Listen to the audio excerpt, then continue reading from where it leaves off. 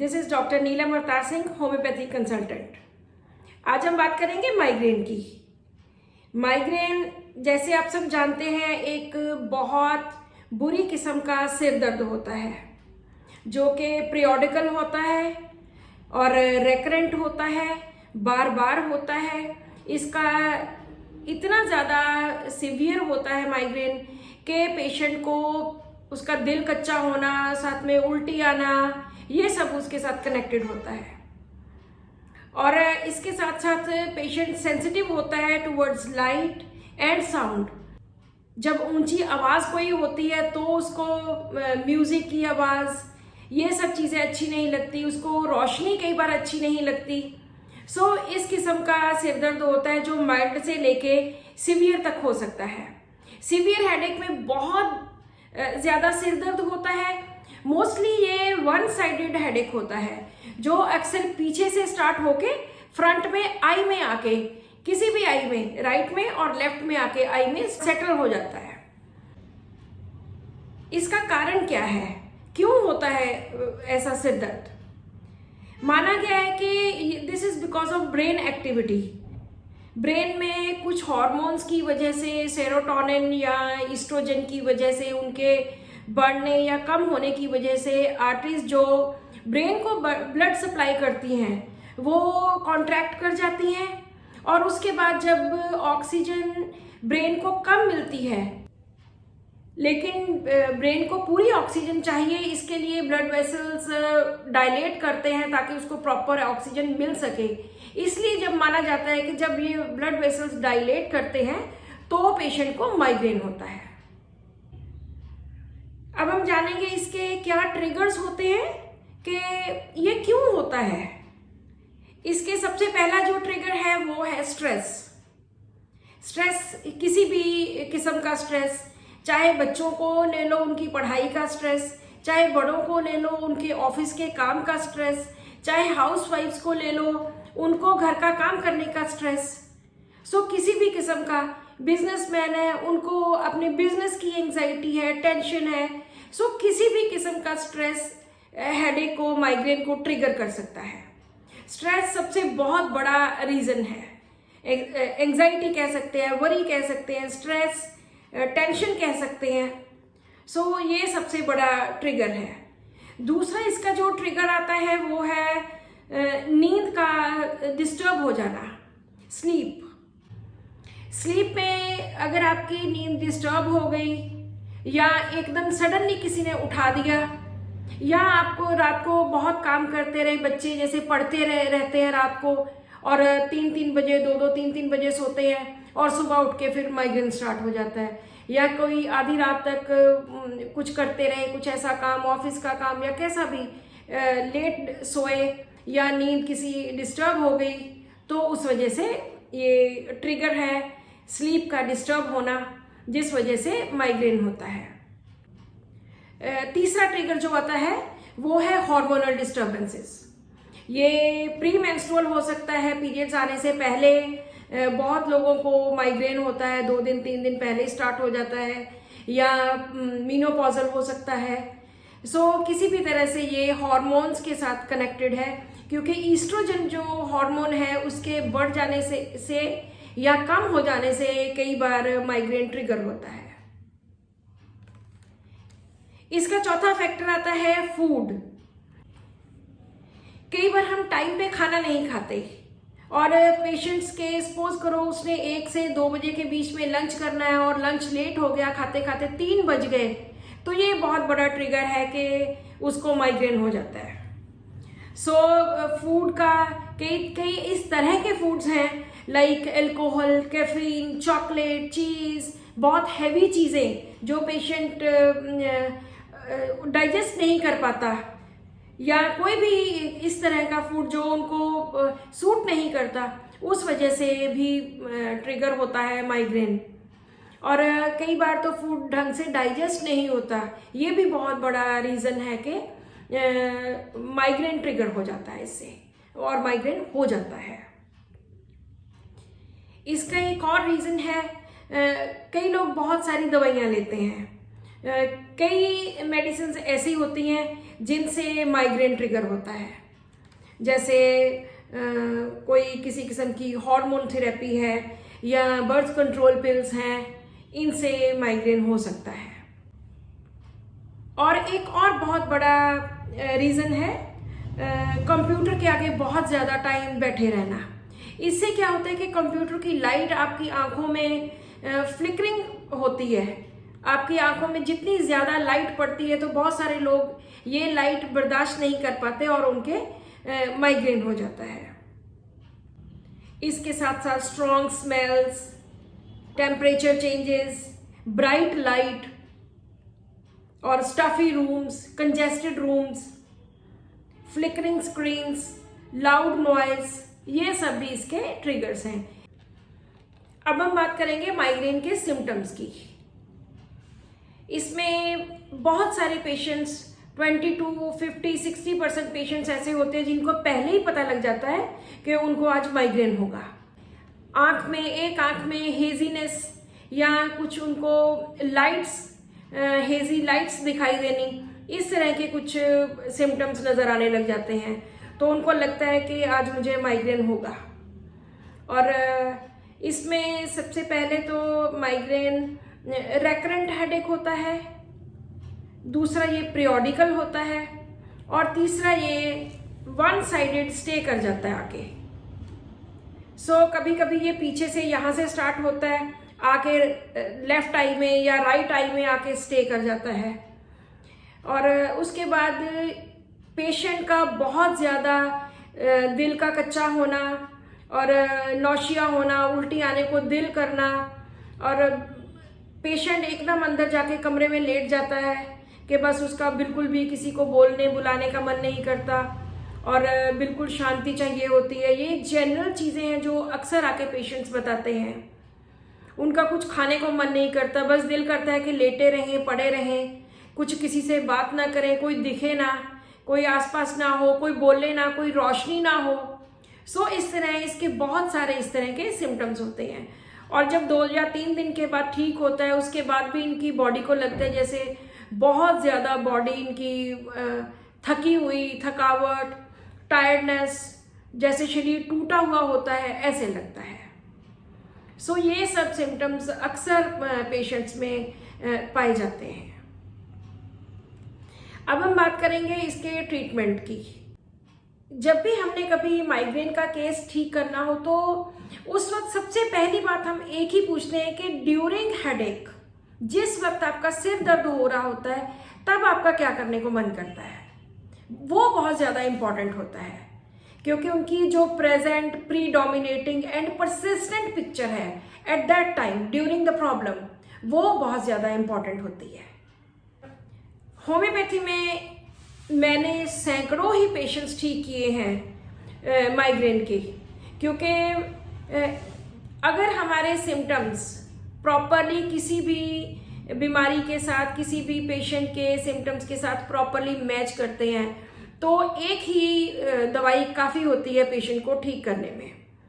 Migraine में जो general symptoms, जो हम जनरल रूब्रिक्स लेते हैं, quiet wants to be, disturb, averse to being, music, aggravate, palpitation while listening to music, disturb, averse to being, light desire for, dark desire for, darkness desire for, lies in the dark and not to be talked to, spoken, averse to being। ऐसे बहुत सारे ऐसे rubrics हैं जो हम patients के उनकी उस वक्त की कंडीशन के साथ टैली करते हैं, और अगर बेस्ट सेलेक्टेड मेडिसिन मिलती है तो वो एक ही बार में पेशेंट ठीक हो जाता है। होम्योपैथी में बहुत सारी ऐसी मेडिसिन हैं जो माइग्रेन को पूरी तरह से 100% क्योर करती हैं। मैंने अपने 36 साल के एक्सपीरियंस में सैकड़ों ही पेशेंट्स ऐसे ठीक किए हैं जो माइग्रेन से बहुत सालों से जिनको ये प्रॉब्लम थी, और ये बहुत कॉमन मेडिसिन से ठीक होते हैं। इसकी जनरली हम जो मेडिसिन लेते हैं that is gelsemium, belladonna, nux vomica, cocculus, and sulphur और लैकेसिस, सीपिया।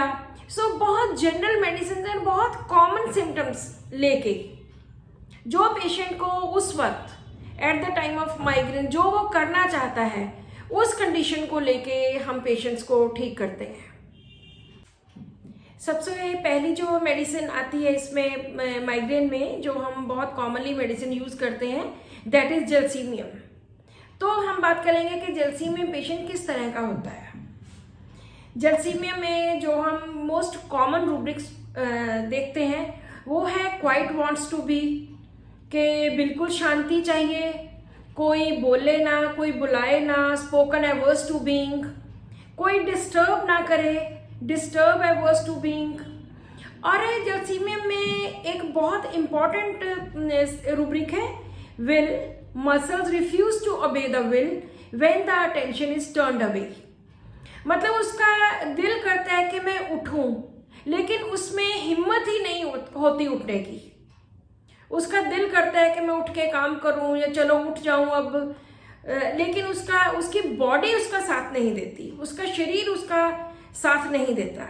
ये इसमें बहुत ज़्यादा माइग्रेन के केसेस में जलसीमियम में देखने को मिलता है। और इसमें कॉन्फिडेंस की बहुत ज़्यादा कमी होती है। बच्चों में जलसीमियम में देखा गया कि क्लिंगिंग बहुत ज़्यादा है।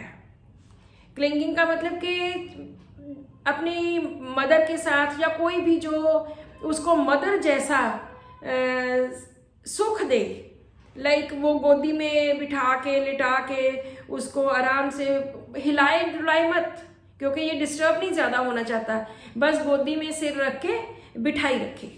क्लिंगिंग आती है इसमें, clinging to persons, furniture etcetera.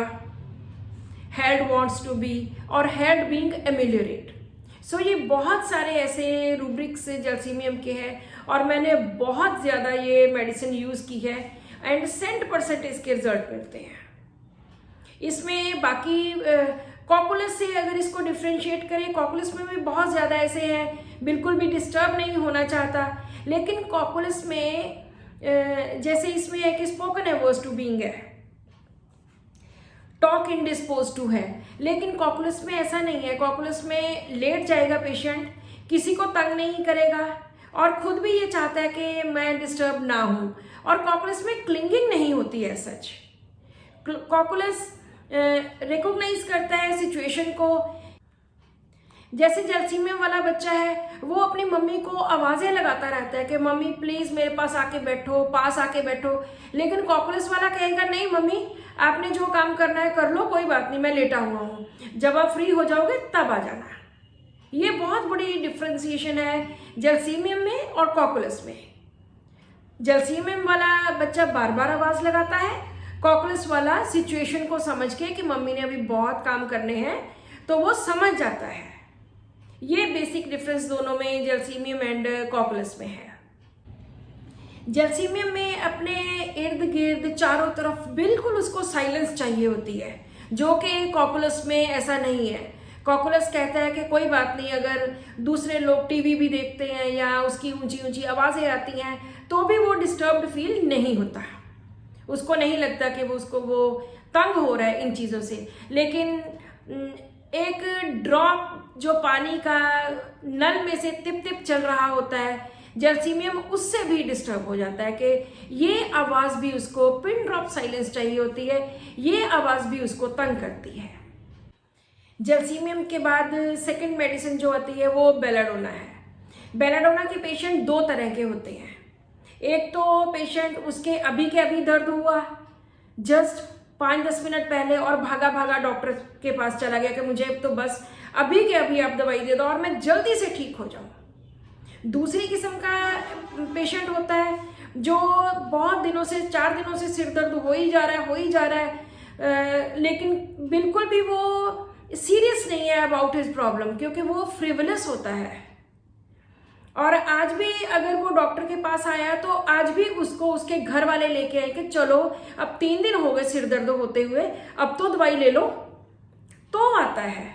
So 2 stages होते हैं। एक में कैरेट डिजायर टू बी फास्ट, जो बहुत ज़्यादा उसको लगता है कि बस अभी के अभी दे दो, जल्दी से जल्दी ठीक हो जाऊं, और दूसरा जो है वो फ्रिवलस एंड नेव। उसके पास एक रीजन भी है कि वो आपके पास क्यों आया है दवाई लेने, या तो वो खुद ठीक हुआ है पहले, या फिर किसी पेशेंट को उसने देखा है ठीक होते हुए, या फिर बिल्कुल ही बिना सोचे समझे, बिना लॉजिक के आपके पास वो आया है, जिसको हम सुपरस्टिशियस में लेते हैं कि उसने विदाउट एनी लॉजिक, बिना सोचे समझे, जो भी सामने डॉक्टर दिखाई दे गया उसके पास अपने आप चला गया, बिना परखे के वो डॉक्टर कैसा है, क्या वो स्पेशलिस्ट है, क्या वो ठीक कर सकता है उसकी बीमारी या नहीं।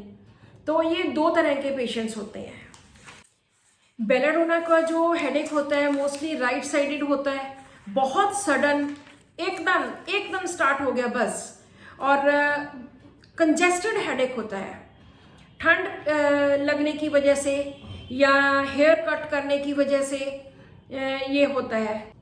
और इसमें पेशेंट को लगता है कि जैसे हथौड़े बज रहे हैं सिर में, इतना थ्रॉबिंग काइंड ऑफ हेडेक होता है। और पेशेंट को लगता है कि जैसे उसकी आंख उसके ऑर्बिट में से बाहर ही निकल आएगी। उसको ये फील होता है कि जैसे फोरहेड में उसके बहुत ज्यादा रश ऑफ ब्लड है, इस तरह महसूस होता है, लाइट से, रोशनी से, आवाज से और चलने फिरने से उसकी एग्रीवेशन होती है। टाइट बैंडेज करने से, अगर यहाँ से सिर को बांध ले किसी कपड़े के साथ, तो इसको थोड़ा आराम मिलता है। माइग्रेन में बहुत सारे बच्चे जो हाईली रिस्पॉन्सिबल होते हैं, बहुत ज़्यादा ड्यूटी कॉन्शियस, बहुत ज़्यादा रिस्पॉन्सिबल एंड फास्टिडियस, अपना काम पूरा करना, पूरे टाइम पे करना, कभी स्कूल से छुट्टी नहीं लेनी, वो पेशेंट्स ऑरमेट में आते हैं। क्योंकि ऑरमेट एक गोल्ड से बनी मेडिसिन है। अक्सर हम मिनरल्स में देखते हैं कि ये लोग बहुत ज़्यादा सिस्टमैटिक एंड ऑर्गेनाइज्ड होते हैं, और ऑरम क्योंकि सोना है तो जहाँ मर्जी ये पेशेंट चला जाए हमेशा पहचाना ही जाएगा कि दिस इज़ गोल्ड। बहुत सारे बच्चे जो स्कूल में हमेशा फर्स्ट आते हैं और हाईली रिस्पॉन्सिबल होते हैं, कभी स्कूल से छुट्टी नहीं लेनी, हमेशा टाइम पे जाना, टाइम पे आना, पूरा होमवर्क पूरी अच्छे ढंग से करना, सिर्फ पढ़ाई में नहीं, they are all rounder, games में भी सबसे आगे, डिबेट्स में भी सबसे आगे, क्लास के मॉनिटर भी होते हैं, एडमिनिस्ट्रेशन करते हैं वो भी सबसे आगे। सो ये गोल्डन पर्सनैलिटीज जो होती हैं उनमें बहुत ज़्यादा स्ट्रेस होने की वजह से इनको माइग्रेन की प्रॉब्लम हो जाती है। और मैंने बहुत सारे बच्चों को ऑरमेट दे के ठीक किया है। मैं अक्सर जर्नल में अपने में ये केसेस ऑरमेट के डालती थी जहाँ के बच्चे बहुत रिस्पॉन्सिबल थे और ऑरमेट से ठीक हुए। इसके साथ ही एक और मेडिसिन आती है, दैट इज कार्सिनोसिन। दोनों बहुत रिस्पॉन्सिबल है, बहुत ड्यूटी कॉन्शियस हैं, बहुत ज़्यादा फास्टिडियस हैं। सब कुछ होने के बावजूद दोनों में एक बेसिक डिफरेंस है। जो ऑरम्स हैं वो हाईली रिस्पॉन्सिबल हैं अपनी वजह से, अपने मन से, लेकिन कार्सिनोसिन हमेशा डोमिनेशन के अंडर काम करता है। इसका दिल नहीं करता कि ये कुछ करे, लेकिन ये अपने पेरेंट्स के प्रेशर की वजह से, उनकी डोमिनेशन, प्रोलॉन्ग्ड डोमिनेशन, या अपने टीचर्स के डोमिनेशन के अंडर काम करता है। ये भी बहुत रिस्पॉन्सिबल, बहुत फास्टिडियस, बहुत गुड बॉयज में आता है। लेकिन ऑरम जो है वो अपनी रिस्पॉन्सिबिलिटी अंदर से समझता है, और जो कार्सिनोसिन है उसके ऊपर डोमिनेशन बहुत ज़्यादा हुई होती है, जिस वजह से उसको वो रिस्पॉन्सिबल बनता है और जिस वजह से वो इतना ज़्यादा ड्यूटी कॉन्शियस होता है। सो ये दोनों मेडिसिन बहुत ज़्यादा यूज़ की जाती हैं माइग्रेन में। माइग्रेन के केसेस में सीपिया बहुत अच्छा एक्ट करती है। सीपिया में भी यही होता है कि पेशेंट का बिल्कुल भी बात करने को मन नहीं करता, spoken averse to being, irritability spoken to when, और इसमें bed desire to remain in morning. सुबह के टाइम में इसका दिल ही नहीं करता कि बेड से मैं उठूं, दिल करता है कि बिल्कुल पड़ी रहूं बेड में, सुबह के टाइम बिल्कुल उठने को दिल नहीं करता। और इतना पुअर, इतना वीक, इतना टायर्ड फील करती है ऑल द टाइम कि इसका कुछ भी करने को मन नहीं करता। She is very helpless. इसमें हेल्पलेसनेस बहुत ज़्यादा होती है, और जो कोई काम भी करती है वो भी अपनी इच्छा के खिलाफ ही करती है। Undertake things opposed to her intention. भाई उसका दिल नहीं करता कुछ करने को, लेकिन उसको करना पड़ता है बिकॉज शी इज़ हेल्पलेस। और माइग्रेन में जो बिफोर मेंसेस पीरियड्स आने से पहले हेडेक होता है, उसमें सीपिया बहुत अच्छा एक्ट करती है। और सीपिया हमेशा हेडेक में इतना मिजरेबल फील करती है, very despair about her miserable condition, कि बहुत ज़्यादा बेचारी, वो अपने आप को बेचारी बहुत समझती है। She is poor at all levels, emotional, financial, social level, हर चीज़ पे ये पुअर फील करती है, और हेल्पलेस भी। सीपिया में एक और बहुत अच्छा रूब्रिक है, indifferent to everything. Company averse to, avoids the sight of people, lies with eyes closed. इसका दिल करता है बस कोई मुझे दिखे ना। Company averse to being. और फैमिली में indifferent to everyone, indifferent to family, aversion husband, children and members of family to. बिल्कुल भी कोई इसको अच्छा नहीं लगता, टोटली इनडिफरेंट होती है टुवर्ड्स एवरीवन। सीपिया के साथ साथ पल्साटिला भी माइग्रेन की बहुत अच्छी मेडिसिन है, जिसमें पेशेंट हमेशा ये फील करती है कि मुझे कोई प्यार नहीं करता, मुझे कोई, सब लोग निग्लेक्ट करते हैं, और हर बात पे रोना। सीपिया का भी हर बात पे रोना होता है, कैलकेरिया कार्ब का भी हर बात पे रोना होता है, मोडोरिनम का भी ऐसे ही है कि हर छोटी छोटी बात पे रो पड़ना। लेकिन सबकी कंडीशंस डिफरेंट है। अगर पल्साटिला रोती है तो वो, क्योंकि वो हमेशा अपने आप को अकेला महसूस करती है, फोरसेकन बाय हर फैमिली, फोरसेकन फीलिंग और delusion, always alone she is, belong to anyone in the family she did not, neglect and loneliness. ये दो चीज़ें पल्साटिला में बहुत ज़्यादा होती हैं, और इसको हमदर्दी की बहुत ज़्यादा ज़रूरत होती है।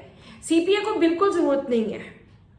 सीपिया में कॉन्सोलेशन एग्रीवेट करती है, लेकिन पल्साटिला में कॉन्सोलेशन एमेलियोरेट करती है। इसको बहुत अच्छा लगता है कि कोई मेरे पास आके मुझे पूछे, मुझे बुलाए, मुझे कंसोल करे, मेरे साथ हमदर्दी रखे। तो हेडेक में भी ऐसे ही होता है कि ये, मैंने एक बार एक पेशेंट ठीक किया था जिसमें उसको बहुत था कि जब भी उसके हेडेक होता है तो उसको घर वाले उसके पूछते रहे कि आप कैसे हो, थोड़ी देर बाद पूछ लिया। इससे वो, उसको लगता है कि मुझे सब पूछते हैं, और अगर नहीं कोई पूछता तो पेशेंट बहुत बुरा फील करता है और उसका माइग्रेन एग्रेवेट हो जाता है। इसके बाद जो नेक्स्ट मेडिसिन आती है, जो बहुत कॉमनली मैं यूज़ करती हूँ, वो है nux vomica. Nux vomica basically businessman, worn out businessman है, जिसको उसके कामकाज की बहुत ज़्यादा चिंता है, अपने घर वालों से टूटा हुआ है, लेकिन बाहर सबके साथ बहुत ज़्यादा उसकी बनती है।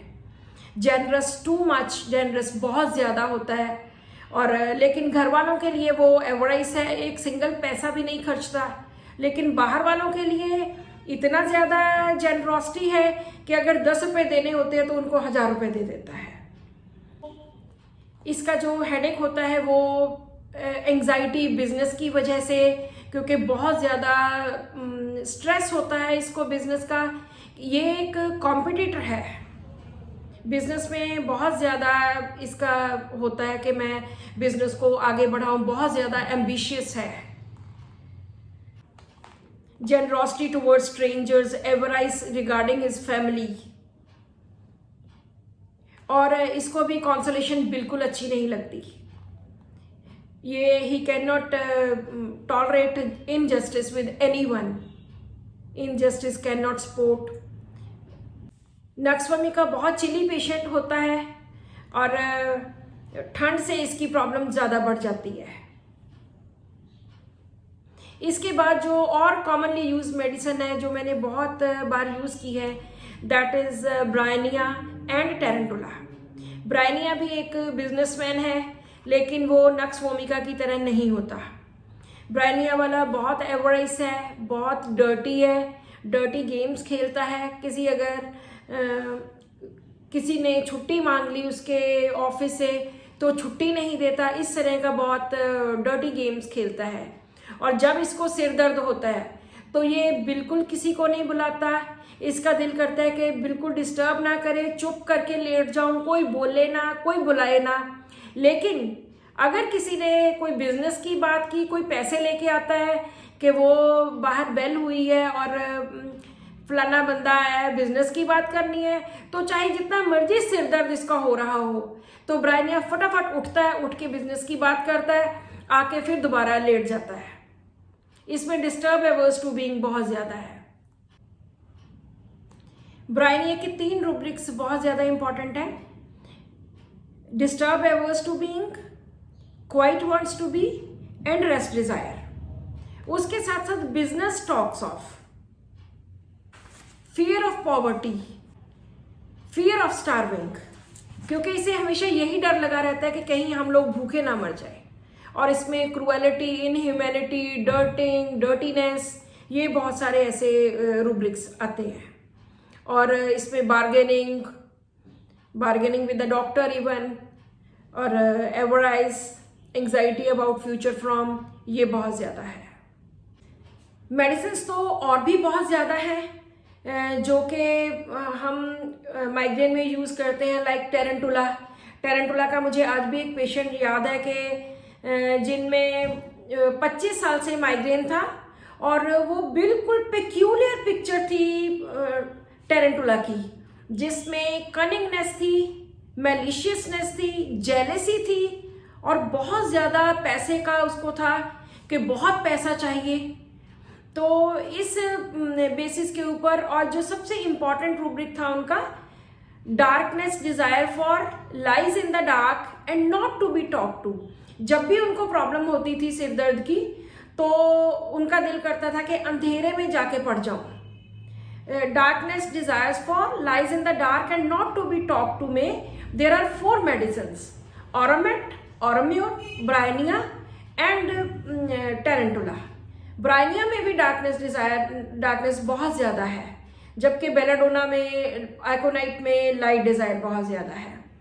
तो ये जो पेशेंट था बहुत ज्यादा कनिंग एंड बहुत ज्यादा, उसने बहुत सारी ऐसे कुछ बातें बताई जिस वजह से उसकी कनिंगनेस और मिस्चीवियस और मैलिशियसनेस पता चली, जिस वजह से उसको मैंने टेरेंटुला की 1 डोज दी।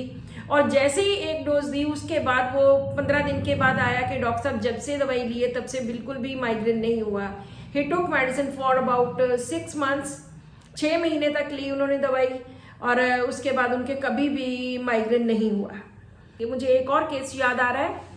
उनमें क्या था कि उनको बहुत छोटे एज में उनके फादर की डेथ हो गई थी। एक लेडी थी, उनके फादर की डेथ हो गई थी, जिस वजह से सारी रिस्पॉन्सिबिलिटी उनके ऊपर आ गई। तो उन्होंने अपने भाई बहनों को पढ़ाया लिखाया, उनकी शादी की, उन्होंने खुद शादी नहीं की। और अर्ली रिस्पॉन्सिबिलिटी में हमारे पास एक ही मेडिसिन है, दैट इज कार्सिनोसिन। तो उनको जब मैंने कार्सिनोसिन दी तो फर्स्ट टाइम में वो भी कार्सिनोसिन से बिल्कुल ठीक हो गई, क्योंकि जब हमें रीजन मिल जाता है किसी प्रॉब्लम का या पेशेंट की कंप्लेंट का कि क्या रीजन है, तो मुझे लगता है कि बहुत अच्छे केसेस ठीक होते हैं। जो भी कॉजेज होते हैं वो सब एलिमेंट्स फ्रॉम के चैप्टर में काफी सारे कॉजेज लिखे हैं कि पेशेंट को ये प्रॉब्लम स्टार्ट हुई तो क्यों स्टार्ट हुई। जितनी भी हमारी एनिमल मेडिसिन होती हैं उनमें कंपटीशन, जेलसी और मैलिशियसनेस, ये सब कुछ बहुत ज्यादा होता है। चुस्ती, चालाकी करनी, कनिंगनेस, ये सब कुछ बहुत ज्यादा होता है। और जो मिनरल मेडिसिन होती हैं, जो एलिमेंट्स हैं, उनमें सिस्टमैटिक, हर चीज़ सिस्टमैटिक होनी चाहिए, फास्टिडियसनेस एंड हर चीज़ रेगुलर, प्रॉपर, ये सब कुछ देखा जाता है। और जो प्लांट मेडिसिन हैं वो बहुत ही सेंसिटिव होते हैं कि किसी ने ऐसा क्यों कह दिया, किसी ने ऐसा क्यों कर दिया, like this, they are very sensitive people. So आज की वीडियो में सिर्फ इतना ही। आपको मेरी वीडियो कैसी लगी, आप इसको शेयर करो अपने फ्रेंड्स के साथ, अपनी फैमिली के साथ। और अगर आपने अभी तक सब्सक्राइब नहीं किया मेरा चैनल तो please subscribe my channel too. Thank you so much for watching this video.